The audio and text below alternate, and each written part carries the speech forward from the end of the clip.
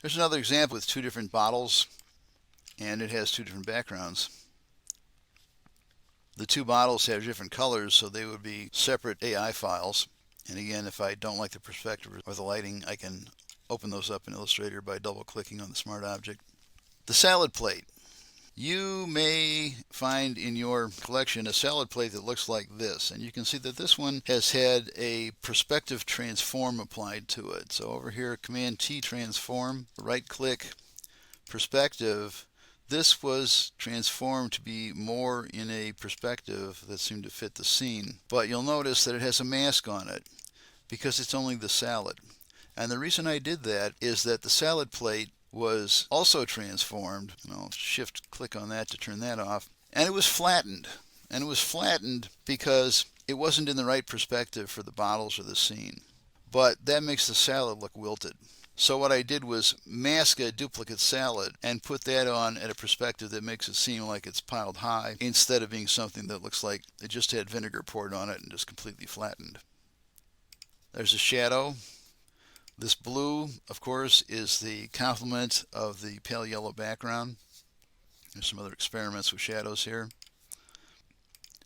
I don't know what that one is. Probably not the two of them together. Bottle shadows. You can see the salad has a nice soft shadow. If I just make a silhouette based on the bottle and put a feathered fill on that, I'm not sure how good that would look. That's one of these right here. This is a feathered fill, but this one is much lighter. It has a mask on it so that it fades out at the end as it gets farther from the bottle, and it also has a Gaussian blur applied to it with a feathered mask as a smart filter. Notice these things are fully editable at all times, and I can turn them off, I can turn them on. I could change that by simply getting my gradient tool again and dragging something else in there. If I wanted to change the rate at which it blurs as it goes to the background. Likewise, if I want to change how quickly it fades out, I can change that just by dragging a new gradient in there. These shadows match the direction of the light from the bottle. This is the highlight on the bottle. If the light's going that way, so that would appear to be correct. The salad has a highlight on the rim of the plate.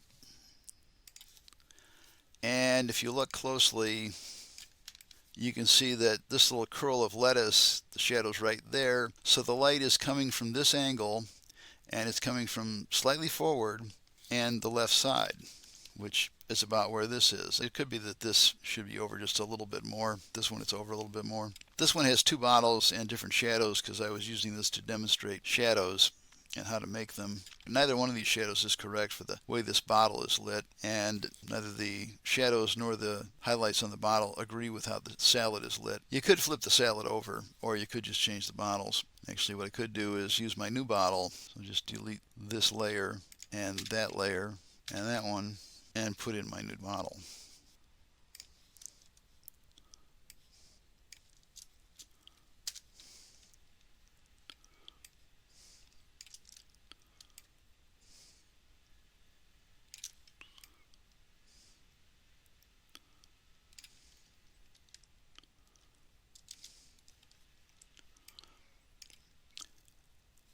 Again, I think I'll duplicate that layer.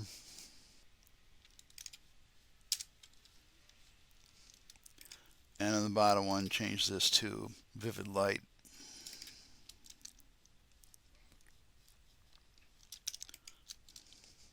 If I turn this one off, you can see what that does on a light background. If you're on a dark background,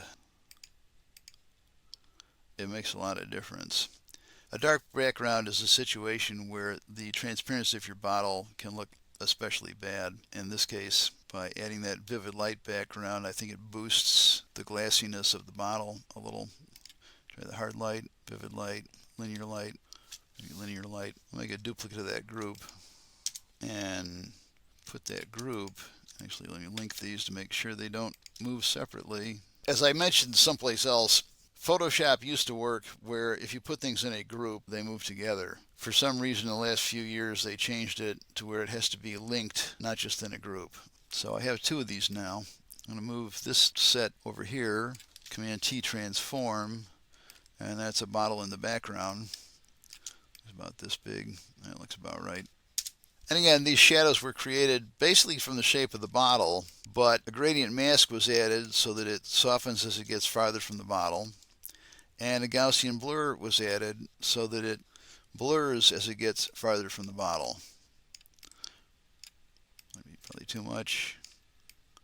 A little bit. Somewhere on there. And that one seems to be in front of that bottle. So that's this group down here.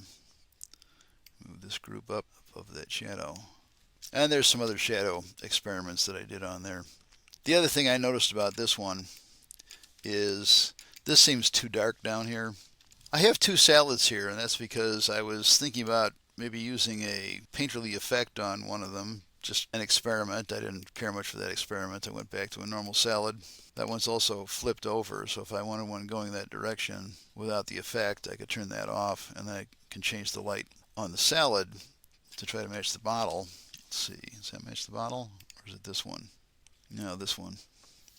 This one will match the current light on the bottle, at least better than, well, actually, I still think it's coming a little bit from the left.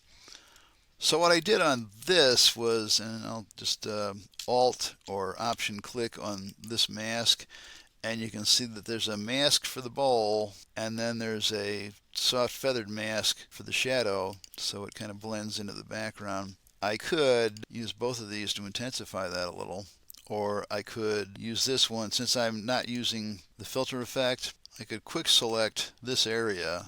Actually, I don't want the bowl, I just want the area below the bowl. So I'm going to hold the Option key to minus, quick select that area. Maybe feather it, Shift Function key 6, 5 pixels. On this mask, take my paintbrush, probably a fairly low opacity of black, 18%, and paint on the mask to get that to feather more. And I'm just going to take one little swipe at it, and then change this bottom one to a multiply layer, because it has no effect on the image because it's behind the other salad. But it does darken that tabletop with the background so that it appears more natural. And then this one where it's starting to gray out again, go back to that selection, and again on this mask, paint a little more of that out. The other thing I noticed that it seems to go really dark at the bottom of the bowl. So if I invert my selection, Command Shift I, and I have an empty layer here, so I think I'll Shift Function key 5, fill that with 50% gray. I'm going to deselect, Shift Function key 5, fill the whole thing with gray, and change that to an overlay so I can use it for dodging and burning. And just right in there, again, I think I'm going to Alt click on this mask so I can see the mask, and quick select the bowl. Feather that probably 5 pixels. Go back on here, and on my 50% gray layer with a selection, so I'm masking out the other part that I don't want to affect. I don't want this to spill out onto the art around the bowl. Find my dodge tool, and I'm at, like, let's say about 40% in the shadows. And just dodge that a little to get rid of that blackness down there, because it just seemed way too black right in there. And I think that's better. Another thing that you want to watch for is how does it meld with the scene? Do you have hard edges? Do you have strange dark shadows in certain places? And those are things that you might want to fix. I see a little raggedness right here, so I would probably want to take another look at that mask. And maybe right on this mask, that's the bottom one, okay. Right on this mask, in black, small paintbrush, and probably at a high opacity, and just paint out that stuff that's spilling over behind my other salad. There's a little bit right there. And those might be things that you won't notice, but they are things that I will notice. Make sure your salad bowl comes out kind of round. You may need to make a vector-based path as a guide for it using the vector drawing tools, or you could try doing it with ellipses, although ellipses don't quite match circles that are in perspective, as I demonstrated on Project 6B. Here's another one, different bottle. These are mostly student bottles from previous semesters that I kind of liked. And notice that this is a complete rethinking of the Massimo's logo and label. It looks nothing like the original. See, we got a shadow under there. Got a shadow under the bottle. This is lit from this edge. I see a highlight there, so I'm pretty sure there's a light there. I see the shadow of this leaf right here, but the bottle's lit from the wrong side. So the thing to do would be double click on it, go in Illustrator, open the bottle in Illustrator, and shift the light. And this is mostly lit from the top, so it would be a question of probably just moving it over this way. Maybe pull on this so it lights up the whole edge a little better. And the cap has to agree, so open the cap and move the cap light over to that side.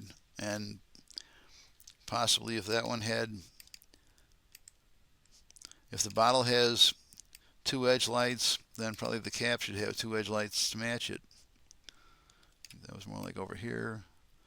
This one, I'll pull it to where it lights the edge best. That one over there. That one should be an edge.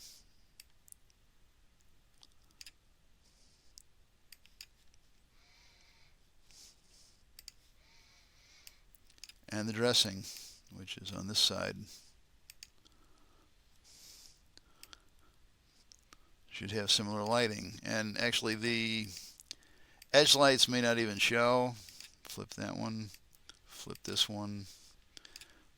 But if they do show at all, it's probably better that they have the same lighting as the bottle. Command S, save that. Command W, close. And go back to my Photoshop file. And you see that change? Command Z, undo. Here's the bottle as it was. There's a brighter light here. There's a fill light over there. I can see it on the bowl. Command Shift C, redo that. And now this is lit a little brighter on this side, like the bowl, and not much on that side. Now the shadow probably needs to move back a little. So shadow, there's the shadow. And maybe this shadow ought to be back this way, because although it is edge lighting, but probably it should be a little more that way, because unlike the bowl, which overhangs the table, and so there will be shadow under it, the bottle doesn't have an overhang to speak of, not much other than just the bottom rounded part of the bottle. So around there. Okay, and I'm done with that one. There's the one with lime in it. Squeeze that one down a little bit. Command T, transform. Hold the Shift key to constrain. So that's the original image with some feather added so it will blend into a background. There's a background. Here's the bottle. And here is the salad, the mask on it, so that it can be in front of the bottle. And I could have masked the whole salad and then I could move it around without messing up the background. It looks like there's a little spot there. I don't know what that is. So I'm going to take a white paintbrush and paint that out, because I don't know why that's there. It probably doesn't show because it's over the same thing, but it just seems odd to have a hole in the mask. This one is always a problem because the salad is slightly out of focus. What can you do to fix that? Well, there's a background salad, and then there's a masked foreground salad. This was actually masked as a smart object. There's a Smart Sharpen filter applied to it. The Smart Sharpen filter, if I turn this off, you can see that here this is over sharpened, but with the mask this is normal, and it just gets a little bit sharper back here. It's still kind of fuzzy at the edge, which is kind of unfortunate. So this one's a little tricky to work with. It's just a plain background. These aren't as interesting as the scenes. And this one, There's a spotlight on this side, but there's a lot of strong fill on this side. So I think probably the bottle would need to be modified, the lighting on the bottle, in order to match this. But if I turn off this mask, again, this was changed to a multiply just for the shadow effect. So normal. This is lit from the back. So lit from the back, it's burn layer, and the bottle's lit from the back based on the shadow. And there is a highlight over here, but this highlight on the cap probably should be more over on the side. I think it also probably needs two soft fill lights on the right side, like the soft fill on the bowl. This is a student piece from a couple of years ago. This is a really nice label, really nice bottle. I think it's too transparent. Let's just see what we got here. Seems to be a problem with the file. Something's missing here. I think the smart object is actually missing on this one. I'm going to delete this, make a duplicate of this. And on this background one, let's try linear light. And I think that helps that one a little. It gives more intensity to the dressing. This bottle doesn't seem to be drawn in our conventional manner, where we try to make it look like it has an inside and outside. And actually, I think the dressing is in front of the bottle, but without the smart object, I can't really tell. One thing I do notice about this one, and you may notice too, is that if this is the salad, this must be like a gallon bottle, because this is way too big for this salad. So think about the proportion of a 12.7 ounce bottle. It's about the size of a beer bottle.